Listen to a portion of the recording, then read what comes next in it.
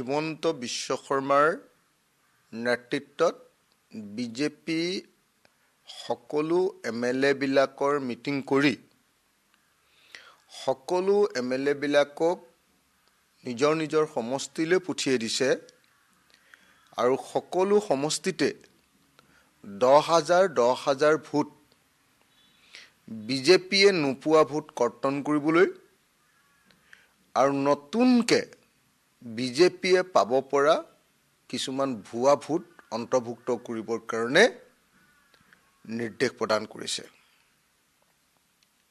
এইটো এটা ভয়ংকৰ ঘটনা, ভাৰতৰ সংবিধানক সম্পূৰ্ণৰূপে ধ্বংস কৰাৰ ঘটনা, ভাৰতৰ মানুহৰ ভোটাধিকাৰক সম্পূৰ্ণৰূপে নাকচ কৰি বা ভোটাধিকাৰক নথকা মানুহক ভোট দি সম্পূৰ্ণৰূপে এই গণতান্ত্ৰিক ব্যৱস্থাটো ধ্বংস কৰাৰ কাৰণে বিজেপিয়ে কাম কৰিছে। আৰু এইটো কেৱল অভিযোগ নহয়, এইটো বাস্তৱ। আৰু অসম ছাত্ৰ সন্থাই সদায় শুদ্ধ ভোটাৰ তালিকাৰ কথা কয়, কিন্তু এতিয়া তেওঁলোকে এইটোক লৈ বেছিকৈ মাতবোল কৰা নাই।